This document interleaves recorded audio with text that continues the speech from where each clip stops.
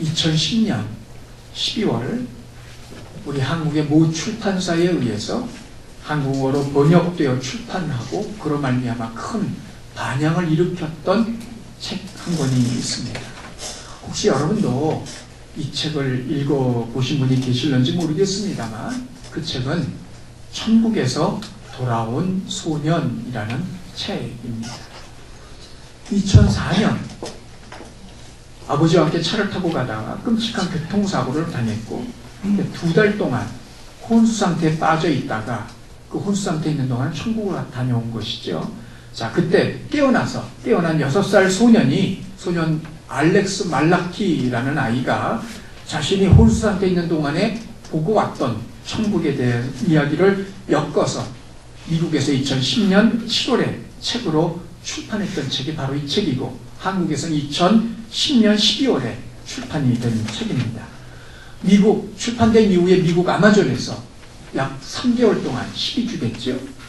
연속 1위, 종교 분야에서 1위를 차지했던 책이기도 합니다. 나중에는 다큐 형식의 영화로도 제작이 되었고 이 영화가 한국에서도 상영이 되었던 적이 있습니다.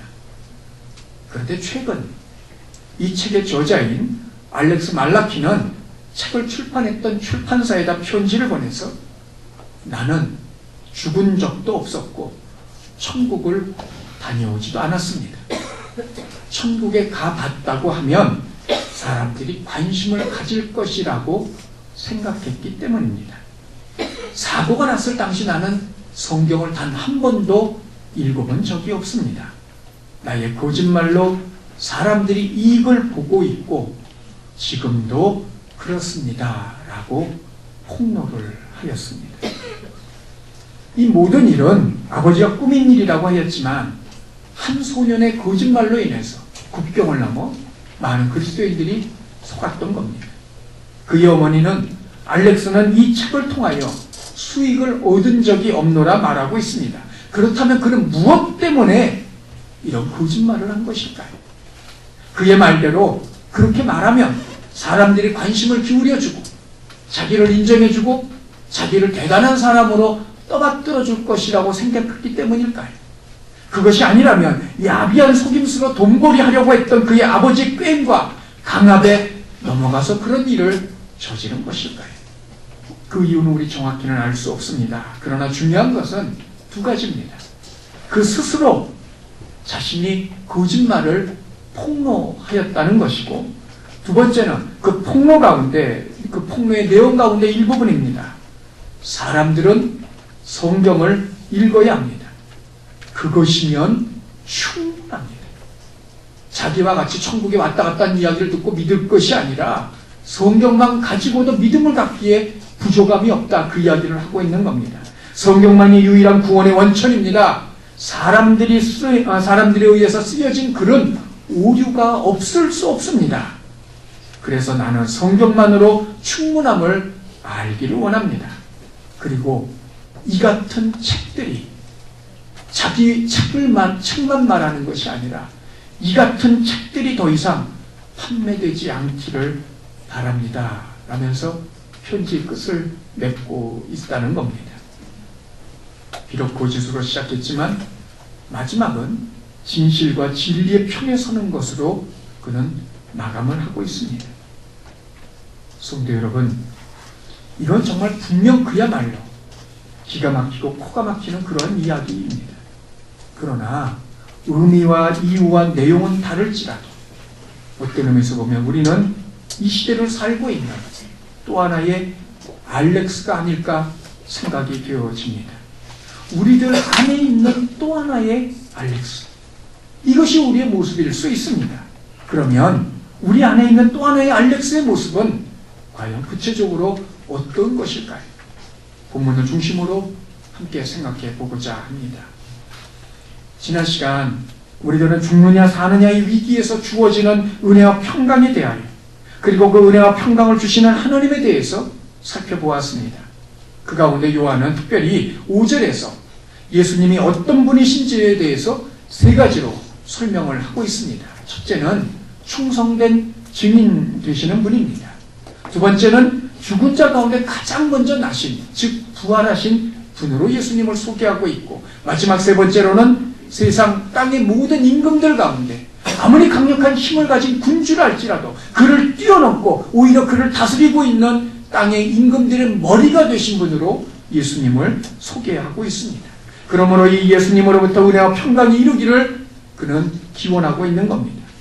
그런데 이런 요한이 또다시 예수님에 대해서 전하고 있는 것이 있습니다. 5절을 중심으로 예수님이 어떤 분이신지에 대해 말한 요한은 다시 5절과 6절을 중심으로 그 예수님이 어떤 일을 하셨는지를 우리에게 소개하고 있습니다. 5절과 6절에 나타난 예수님이 하신 일, 그건 모두 세 가지입니다. 자, 그 가운데 첫 번째, 예수님이 하신 일, 우리를 사랑하신 겁니다. 5절 하반절 보십시오. 우리를 사랑하사. 1세기 로마 제국의 악명 높은 황제들을 꼽으라고 한다면 아마도 두 사람을 꼽을 수 있지 않을까 생각이 되어집니다. 하나는 칼리굴라라는 황제고 또 하나는 잘 알다시피 네로라는 황제입니다. 그런데 비록 이들이 악명이 높을지라도 로마 제국 전역에 걸쳐 성도들을 조직적으로 박해하지는 않았습니다. 네로의 박해가 유명하기는 하지만 말 그대로 로마 이탈리아 반도 안에서만의 핍박이었지, 박해였지, 계시록의 독자들인 터키 그 당시에 소아시아 7교회와 같은 그런 다른 지역에까지 그 박해가 미쳐진 것은 아니라는 말입니다. 그런데 요한이 계시록을 쓸 무렵에 로마 황제인 도미티안은 달랐습니다. 그는 자신을 살아있는 신이라고 주장을 하면서 자신을 숭배한다는 명분으로 황제 숭배를 강요하였고, 당연히 이를 거부하는 교회들을 지역을 넘어서 인정사정 없이 무자비하게 박해를 가하였던 겁니다. 그런데 당시 유대인들은 이런 황제 숭배에서 면제가 됐었어요. 유대인들만 말입니다. 이유는 하나입니다. 그들은 유일신 사상을 가지고 있습니다. 오직 여호와는 한 분이시라. 그 외에는 어느 누구도 신이 될 수 없어요. 근데 로마 황제가 자신을 신이라고 이야기하고 그걸 강요하니 이 유대인들이 가만히 있을 수 있겠습니까? 마지막 한 사람 남을 때까지 그들은 목숨을 바쳐서 로마에게 항거를 할 것이고, 이걸 알고 있는 로마 제국은 유대인들만 황제 숭배에서 면제를 시켜주었더라는 그런 말입니다. 그러나 기독교인들은 달랐습니다. 비록 기독교인들이 유대인들이라 할지라도 그들은 유대 사회에서 출교된 유대인임에도 유대인이 아닌 사람들이었고, 그 결과 오히려 적대관계에 놓이게 되었고, 그래서 로마 제국도 마음껏 이들에 대하여 핍박을 가할 수 있었습니다. 거기다 시간이 지나면서 점점 복음은 퇴색화되어지기 시작을 합니다. 뿐만 아니라 영은 선하고 육은 악하다고 주장하는 이단인 영지주의가 판을 치고 교회를 혼란에 빠뜨려 뒤 흔들고 있는 그러한 시대였습니다. 이런저런 혼란을 겪고 있는 상황, 핍박과 혼란이 두 틈바구니 사이에서 제대로 된 신앙을 가지고 있는 성도들은 두렵고 불안한 나날을 보낼 수밖에 없었을 줄 압니다. 당연히 고난당하고 있는 성도들에게 하나님께서 사랑하신다는 말씀은 그 어떤 말씀보다도 더 위로가 되어졌을 것입니다. 여기서 요한은 사랑하사라는 이 단어를 현재 시제로 그리고 분사로 사용을 하고 있어요. 계속해서 멈추지 않고 사랑하고 계심을 말씀하고 있습니다.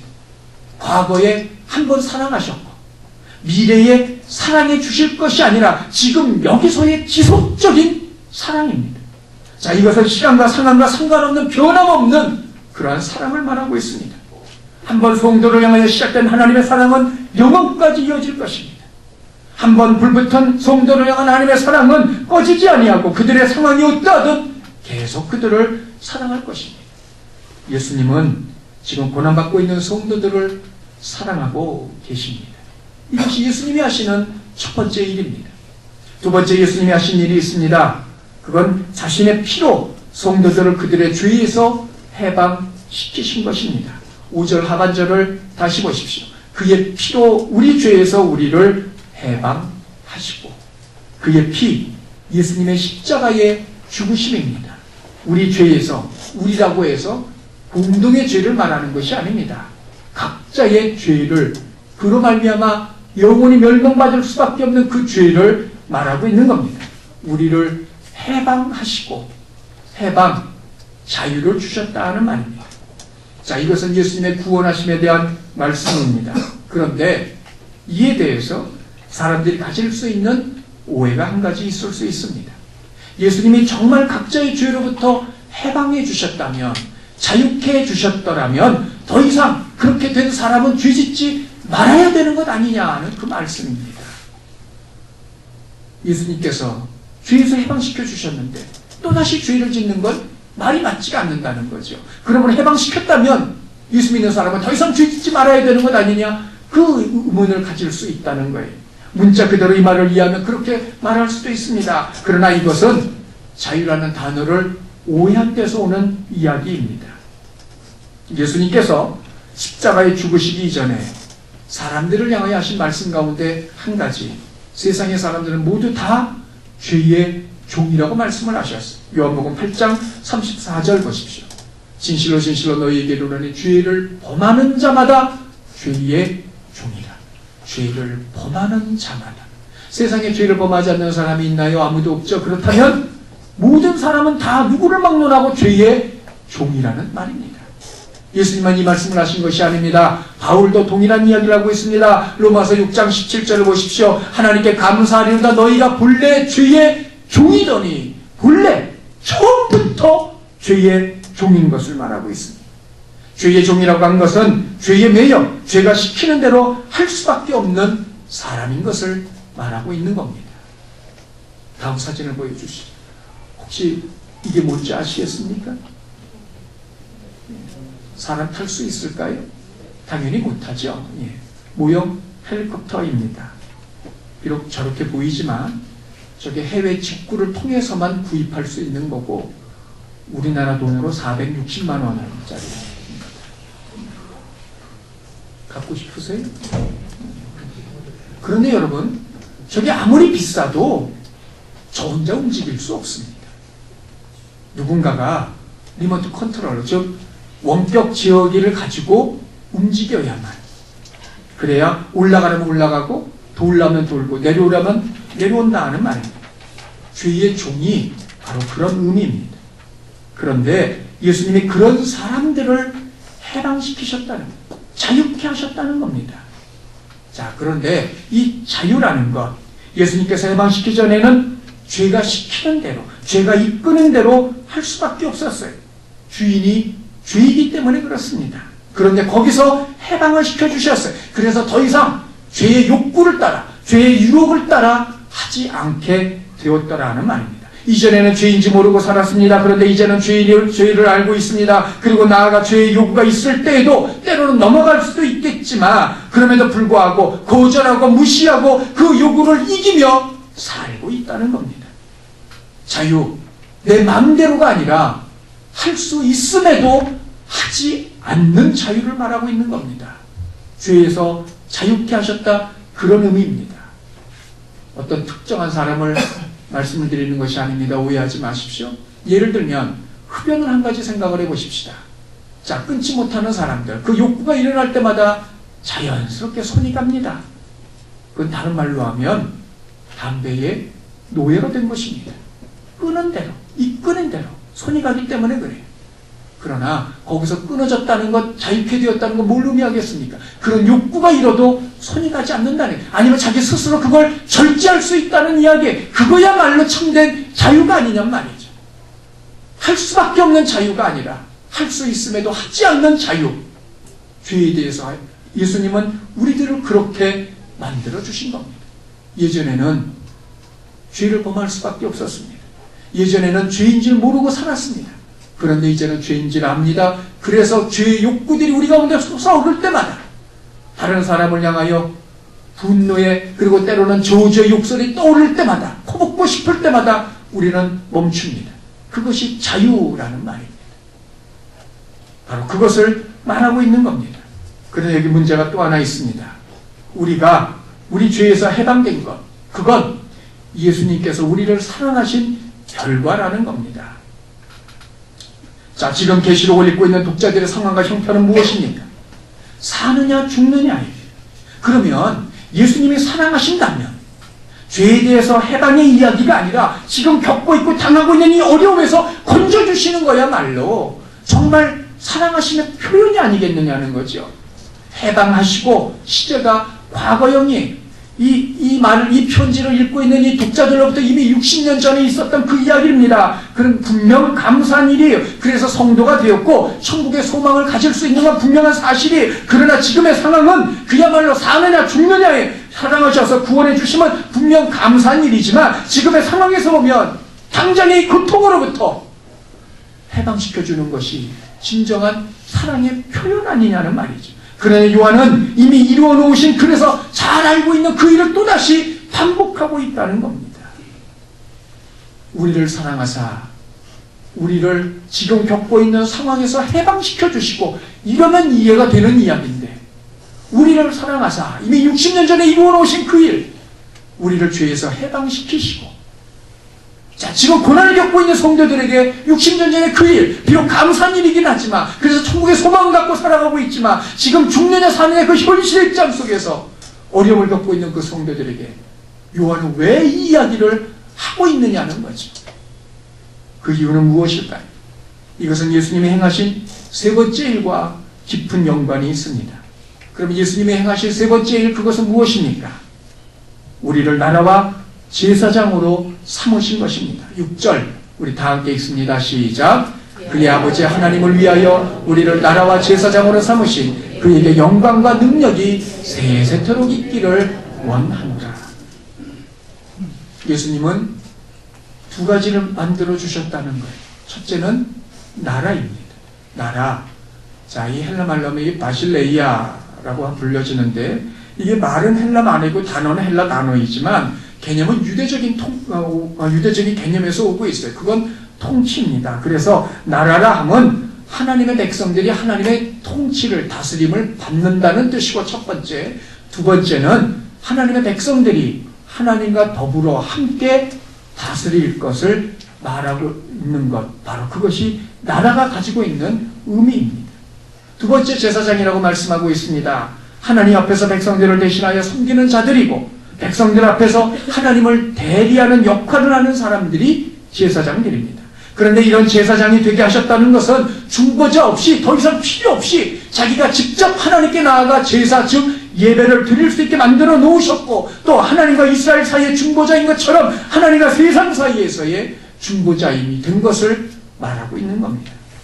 그러나 이것은 요한만이 가지고 있는 독창적인 제안이 아닙니다. 이미 구약에서 하나님께서 이 말씀을 하고 계세요. 출애굽기 19장 6절을 보십시오. 너희가 내게 대하여 제사장 나라가 되며 거룩한 백성이 되리라. 너희가 내게 대하여 제사장 나라가 되게 하였다는 겁니다. 이미 이스라엘은 한 개인만이 아니라 집단적으로 하나님과 전 세계를 향한 제사장이고, 그래서 하나님은 이스라엘을 가리켜 제사장 나라라고 말씀을 하고 계시는 것이고, 이것을 요한이 빌려와서 이 말씀을 하고 있는 겁니다. 그런데 이스라엘은 이 역할에서 실패했습니다. 그러자 하나님께서는 이것을 실행할 수 있는 새로운 공동체를 부르셨는데, 그것이 바로 성도들, 교회라는 말이죠. 이것이 바로 나라와 제사장으로 삼으신이라는 그런 의미입니다. 이전에 실패했던 이스라엘이 아닌, 이제는 너희들이 예전에 이스라엘에게 주어졌던 그 사명, 온 세상을 향한 하나님의 제사장으로서의 역할을 감당하기 위해서 예수님께서는 사랑하셨고, 죄에서 해방시키셨고, 나라와 제사장으로 삼으셨다는 말입니다. 이것은 당시 고난과 박해에 대해서 누구보다도 관심과 촉각을 곤두세우고 있었던, 그리고 고난 속에 있는 성도들에게 그들이 참으로 버려진 존재가 아니라 정말로 하나님의 특별한 백성이라는 사실을 상기시킴으로 위로를 제공하는 그러한 이야기이기도 합니다. 그러나 예수님이 이렇게 행하시면은 궁극의 목적, 이유가 있는 겁니다. 즉 예수님께서 사랑해 주시고 죄에서 해방시키시고, 그래서 나라와 제사장으로 삼으신 궁극의 목적이 있습니다. 이것은 6절 상반절에 나와 있습니다. 6절 상반절 보십시오. 그의 아버지와 아버지의 하나님을 위하여. 그의 아버지 하나님을 위하여. 예수님은 자신의 피로 교회를 해방시키셨습니다. 교회를 해방시키시는 대가가 당신의 피, 즉 생명이라는 겁니다. 그래서 사도행전 20장 28절에 보면 하나님이 자기 피로 사신 교회라고 말씀하고 있습니다.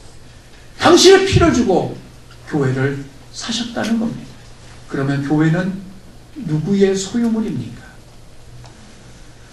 한 2년여쯤 전에 제가 사진에서 보시는 것 같은 이런 시계, 밴드만 다르지, 이 줄만 다르지, 줄 색깔만 다르지 아주 동일한 제품의 시계를 제가 하나 인터넷에서 구입을 한 적이 있습니다. 얼마를 주고 샀는지는 제가 정확하게 기억이 없습니다만 예를 들어서 제가 20만원, 그 당시 20만원을 주고 구입을 했다고 가정을 합니다. 제가 20만원을 입금을 시켰습니다. 그리고 제 주소를 적어 보냈습니다. 그리고 제게 배달이 되어 왔습니다. 그럼 그건 누구의 겁니까? 제 것입니다. 제 맘대로 할 수 있습니다. 제가 저걸 망치를 들고 깨든 아니면 누구에게 선물하든 아니면 그냥 처박아두고 찾지 않던 제 마음이. 그런데 교회가 그렇다라는 말입니다. 교회는 하나님의 소유물입니다. 그러면 이 교회는 누구의 의지와 뜻대로 움직여야 됩니까? 당연히 하나님입니다. 많은 사람들이 이에 대해서 가지는 착각이 한 가지 있습니다. 많은 성도들이 자신의 구원이 신앙의 전부요 목적이라고 생각을 합니다. 천국에 가는 것이 신앙의 전부요 목적이라고 생각한다는 말입니다.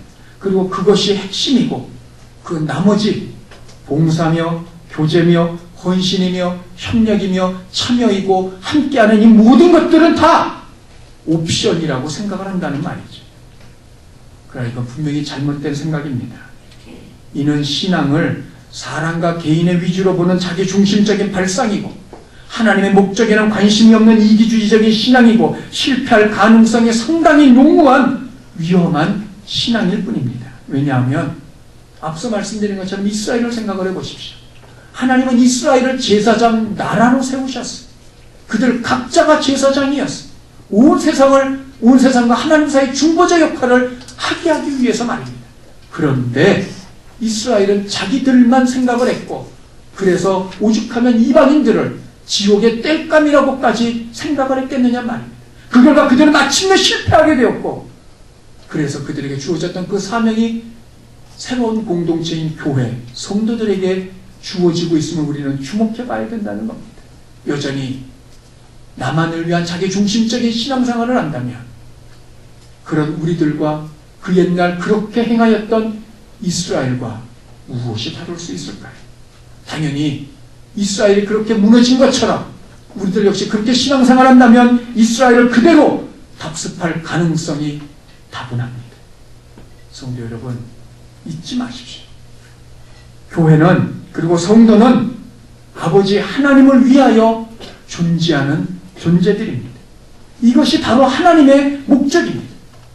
그러므로 자신의 목적만 달성하기 위하여 하나님의 필요가 아닌 자기의 필요를 채우기 위하여 하나님을 가져다 사용하려는 것은 성경이 말하는 신앙도 아니고 그건 미신적인 것이고 기복적인 신앙일 뿐입니다. 교회와 성도는 하나님을 위하여 존재합니다. 그래서 예수님은 고난당하는 성도들을 사랑하시지만 당장의 그 고난에서만 건져주심으로 사랑을 표현하신 것이 아니라 하나님의 나라와 제사장으로 삼아주고 계시는 겁니다. 그러면 자, 그렇게 하신 마지막 결론이 무엇입니까? 6절을 다시 보십시오. 우리를 나라와 제사장으로 삼으신 그에게 누구입니까? 예수님이십니다. 우리를 나라와 제사장으로 삼으신 그 예수님 앞에 영광과 능력이 세세토록 있기를 원하노라. 영원히 영광과 능력이 예수님께 있기를 그는 기원하고 있습니다. 영광, 세상 모든 만물의 유일한 주인으로서 누구보다도 뛰어나고 어떤 것으로도 견줄 수 없는 가장 좋은 것을 의미하고 있습니다. 능력, 힘과 권세를 의미하지만 본절에서는 예배와 연관지어서 바라볼 때 지배권을 의미하는 것이고 그 말은 곧 지금 교회가 봉착되어 있는 이 고난과 그걸 퍼붓고 있는 교회 반대 세력에 대한 그러한 승리의 확실함과 지배권을 의미하고 있는 겁니다. 당시 교회를 핍박하고 있는 도미티안 황제, 그가 가장 강력한 통치력을 갖고 있는 것이 아니라 오직 예수 그리스도만이 유일하게 그 지배권을 갖고 계신다는 겁니다. 다른 말로 하면 가장 두려워야 될 이가 예수님이라는 거예요. 핍박하고 있는 도미티안 황제가 두려움의 대상이 아니라 그를 뛰어넘는 통치권을 갖고 계시는 예수님, 그분을 가장 두려워해야 되는 것, 그것이 능력이라는 의미라는 겁니다. 여기서 깊이 생각할 것 한 가지 있습니다. 앞서 예수님은 성도를, 교회를 사랑하신다는 말씀을 우리가 생각해 보았습니다. 바로 그 사랑과 오늘 본문의 6절의 능력과 연관지어서 한번 생각을 해보십시다. 세상 역사 가운데, 역사에서 통치자들 혹은 임금들이나 혹은 왕들 가운데 백성을 위하여, 국민을 위하여 자기 목숨을 내어주고 그러면서도 통치하고 있는 이가 누가 있는지 생각해 보십시오. 백성을 위하여 자기 목숨을 기꺼이 내어주고 그러면서도 통치하고 있는 통치자, 그런 왕, 그런 황제가 누가 있는지를 보시라는 겁니다. 세상에는 그런 사람은 단 한 사람도 존재하지 않았습니다. 오직 예수님만이 유일하신 분입니다. 그러므로 성도들이, 그리고 교회가 그런 예수님께 영광과 능력을 돌리는 것은 지극히 당연한 일입니다. 그런데 여기 마지막 문제가 하나 있습니다. 분명 본문은 모든 영광과 능력이 다 예수님께 있음을 선언하고 있습니다. 문제는 이 구절을 읽고 있는 우리들, 그리고 이 사실을 알고 있는 우리들도 과연 그렇게 행하고 있느냐 하는 겁니다. 성도 여러분, 지금 저와 여러분이 가장 부러워하는 것이 있다면 그것은 무엇입니까? 그리고 지금 저와 여러분이 가장 두려워하는 것이 있다면 그것은 또 무엇이겠습니까? 우리가 가장 부러워하는 것, 목사인 제가 가장 부러워하는 것, 어느 교회보다 더 큰 교회를 일군 목사고 어느 누구보다도 더 설교를 잘하는 목사이고, 그래서 교회나 교단이나 세상에서도 알아주는, 그리고 한수 접어주는 그런 목사가 아닐런지요. 성도인 여러분이 가장 부러워하는 것이 있다면 그것은 무엇입니까? 자녀가 좋은 대학에 들어가고 좋은 직장을 얻고 그래서 하는 일마다 잘 풀리고 돈 걱정하지 않을 만큼 많이 가지고 병원에 가지 않을 만큼 건강한 몸을 가지고 있고 누구나 알아줄 수 있을 만한 그런 자리에 오르고 늘 남들에게 인정을 받고 자기 이름을 내는 것, 누구도 따라올 수 없는 모습으로 살아가는 것, 그것은 아닐까요? 그것은 세상이 가져다주는 영광입니다. 우리가 가장 두려워하는 것은 무엇입니까? 목사인 제가 가장 두려워하는 것, 교인 수가 점점 줄어들고 헌금이 줄어서 이자를 내지 못하고 그래서 교회가 넘어가는 것, 아무런 흔적도 없이 성취도 없이 그렇게 역사 속에서 사라져가는 것, 그걸 제가 가장 두려워하는 것은 아닐까요? 성도인 여러분이 가장 두려워하는 것은 무엇일까요? 경제적인 파산에 이르고 그나마 갖고 있던 건 모두 다 잃어버리고 직장에서도 밀려나고 갖고 있고 올라있던 그 직장에서 물러나게 되어지고 몸과 마음은 병들고 자녀를 하는 것마다 실패하고 결국에는 비참하게 생을 마치는 것, 내가 어찌 해볼 수 없는 막강한 힘을 발휘하여서 마침내 내 무릎을 꿇게 하는 그것, 혹시 세상이 가져다주는 두려움, 그것은 아닐런지요. 오늘 본문 6절을 다시 보십시오. 그에게 영광과 능력이 세세토록, 전체의 모든 영광과 능력 가운데 일부분만을 요한이 말하고 있는 것이 아닙니다. 모든 영광과 능력이 주께 있기를 그는 바라고 있습니다. 영광, 누구도 따라올 수 없는, 견질 수 없는 바로 그것, 모두가 다 부러워하는 그것입니다. 능력, 세상의 가장 강력한 힘입니다. 도무지 굽히지 않을 수 없는 두려운 힘, 바로 그것입니다. 그런데 요한은 그 모든 것들이 다 주님께만 있노라고 선언을 하고 있습니다. 그 다음에 단어를 보십시오. 아멘입니다. 아멘. 계시록이 모두 8차례 걸쳐 사용이 되어지고 있습니다만 그 가운데 7번이 본문과 같은 의미로 사용이 되고 있어요. 그건 공식적인 결론입니다. 요한이 말합니다. 모든 능력과 영광이 아버지께만 있기를, 예수님께만 있기를, 그에 대한 대답으로 마지막 결론으로 아멘이라고 끝을 내고 있다는 거예요. 이거는 마침표입니다. 더 이상 아무것도 없다는 말입니다. 우리들 역시 동일하게 이 부분에 대해서 이 성경을 읽을 때 아멘이라고 할 수 있습니다. 그러나 정작 우리가 부러워하는 것은 그토록 보기 원하는 것은 예수님의 영광이 아닌 세상이 가져다주는 세상의 영광이 아니겠습니까? 정작 우리가 두려워하는 것은 몸과 영혼을 지옥불에 멸하시는 예수님의 다스림이 아닌 내 주변에서 일어날 수 있는, 세상에서 겪을 수 있는 온갖 불행한 일들이 아닐런지요. 그렇다면 우리를 사랑하사 자기 피로 우리 죄에서 구원하시고 우리 하나님을 위하여 나라와 제사장으로 삼으신 그 예수님께 영광과 능력을 돌리는 것이 아니고 세상에서 반짝거리는 반짝거리는 영광을 돌리고 있고 온갖 것에 불행한 그런 그 능력에게 돌리고 있는 것이 아니겠느냐 말이죠. 도대체 우리는 얼마나 더 가져야, 얼마나 더 누리고, 얼마나 더 오르고, 얼마나 더 내 자리를 유지해야만 비로소 우리의 눈을 돌려서 예수님께 영광을 돌릴 수 있을까요? 도대체 우리는 얼마나 더 세상으로부터 평안을 누려야만 비로소 그때 눈을 돌려서 하나님께 그 두려움을 돌릴 수 있을까요? 사람들이 이렇게 하는 이유가 있다면 그것은 무엇입니까? 오직 한 가지입니다. 오늘 본문은 말하고 있는 것, 6절을 보십시오. 아버지 하나님을 위하여. 바로 이것입니다. 성도는, 교회는 아버지 하나님을 위한 존재입니다. 그러나 실제는 아버지 하나님을 위한 존재가 아니라 자기 자신을 위한 존재가 되어버리고 말았습니다. 그것이 마땅히 예수님께 돌아가야 될 영광과 능력을 다른 곳으로 돌리는 이유입니다. 그러면 이걸 바로잡고, 그래서 오직 예수님에게만 영광과 능력이 돌아가기 위해서 우리는 어떻게 해야 될까요? 하나입니다. 하나님을 위해서 하는 것. 그러므로 말미암아 이 하나님을 위해서 하는 것이 구체적으로 무엇일까요? 올해 표가 하나님을 기쁘시게 하는 교회입니다. 11에서 11장 6절에 의하면 그것을 믿음이라고 말하고 있습니다. 그러면 하나님을 기쁘시게 하는 믿음, 그건 무엇일까요? 이를 두고 지난 한 주간 제가 하나님께 묻고 또 물었어요. 도무지 제 머리로는 알 수가 없었어요. 하나님께서 제 마음속에 한 가지 깨달음을 주셨고, 그래서 제가 아내를 아침에 데려다 주면서 그 이야기를 잠깐 나누었던 적도 있습니다. 하나님을 기쁘시게 하는 믿음, 오직 하나님만을 위하는 것, 그것이 구체적으로 무엇일까요? 물론 제가 말씀드린 게 100% 다는 아닐 수 있습니다. 그러나 그 중에 한 가지일 수는 있습니다. 여러분, 이걸 생각하십시다. 내가 나중에 천국에 갔을 때, 내가 나중에 천국에 들어갔을 때 무엇이 남을 것인지를 생각하십시오. 내가 세상에서 살며 했던 모든 말들, 내가 세상에서 살아갈 때 하였던 모든 생각들, 내가 세상에서 살 때 행했던 모든 행동들, 그 가운데 천국에서 남을 만한 것이 무엇인지를 깊이 생각을 하십시다.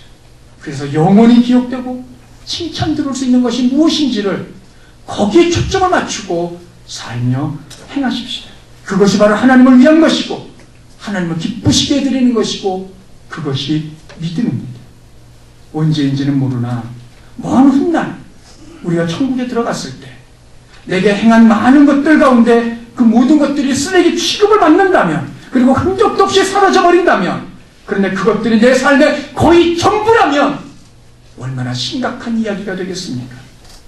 우리의 말, 우리의 생각, 우리의 행동, 그것이 무엇이든 천국에서도 남을 수 있다면 그것이 바로 하나님을 위한 것이고 하나님을 기쁘시게 하는 것이며 주께 영광과 능력을 돌리는 것입니다.